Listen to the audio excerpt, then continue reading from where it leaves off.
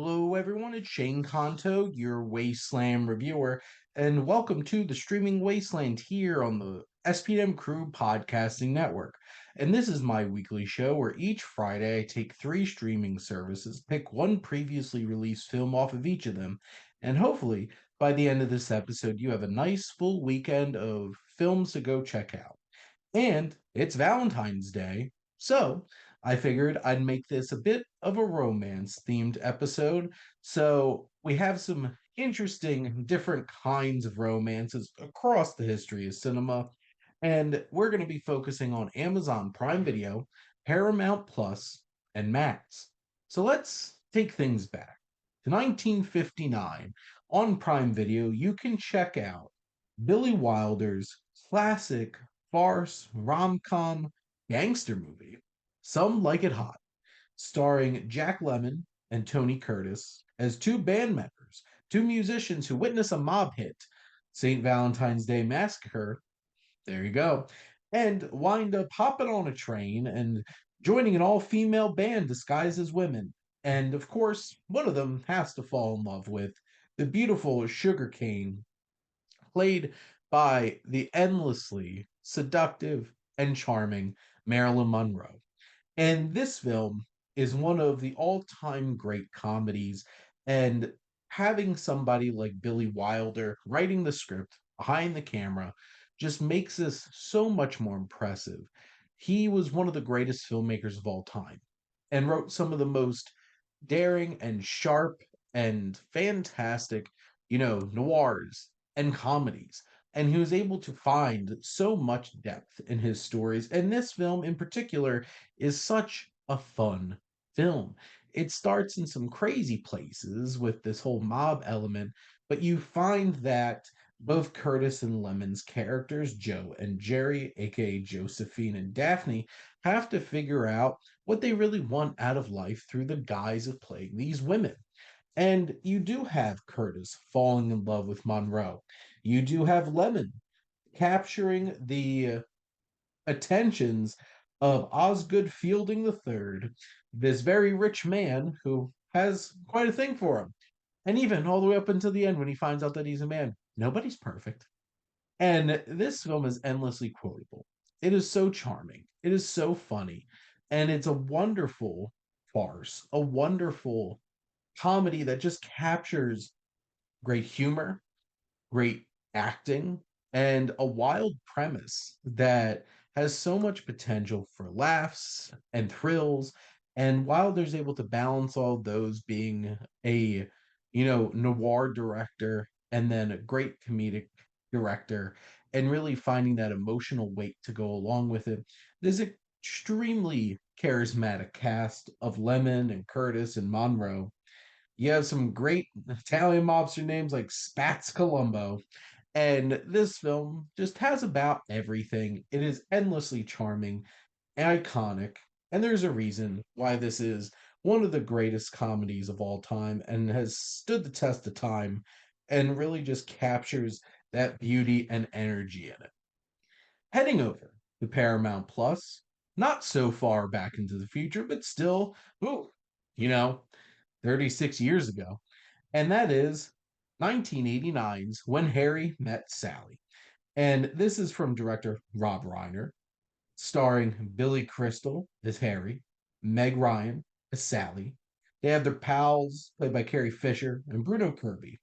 But this film from Rob Reiner, written by Nora Ephron, really just captures so many intricacies of relationships, poses so many interesting questions about male female friendships and do they work out, or is it something where it's just like there's going to be more? And this film is so charming and so engrossing and takes you on this ride, and we're all but expecting that hopefully by the end these two just realize how much they are great together.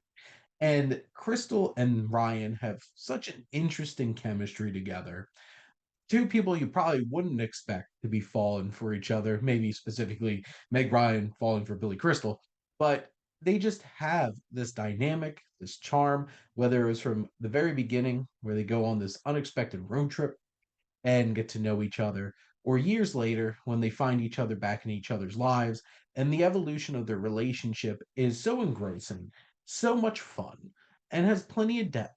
You have the great supporting performance from Fisher and Kirby, who just reinforce the dynamics, the banter, the situations, the reactions of Crystal and Ryan's characters, the titular characters, Harry and Sally. And Rob Reiner just knew how to direct a film. That stretch that he had in between like the like early to mid 80s all the way through the mid 90s, just banger after banger after banger after banger. And When Harry Met Sally is one of the crown jewel achievements of Rob Reiner's career, and Efron just finds so many layers and meaningful elements into her writing that captures the spirit of these characters. This is just a charming, thoughtful, an engaging film that makes you think about certain things in relationships and what you would do if a film can get you to actively engage. That is something that is really impactful.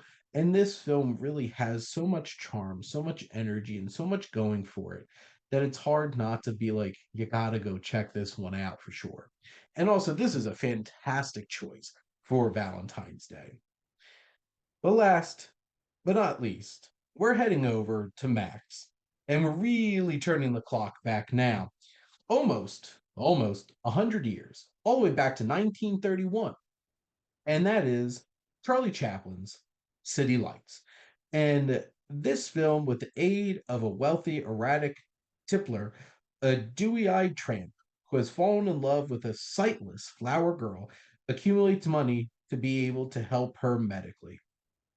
And this is one of the all-time great films from this era.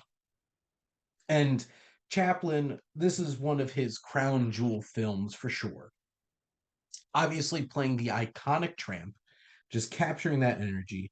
Virginia Cheryl as a blind girl, just there's that dynamic, there's that connection. And the film, which Chaplin directed and wrote, really has some great little details that flesh out the story, causes some of the confusion, like how Chaplin is standing there when Cheryl hears a door of a limousine like closing heavily and assumes that Chaplin must be then a rich person coming out of that limousine and causing this whole entire confusion situation.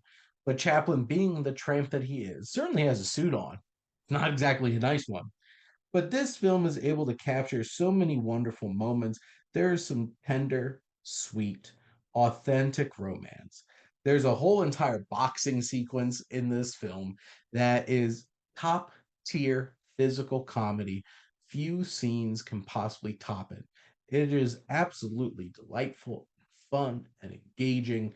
And, you know, great physical comedy and action, but also some sweet, tender romance.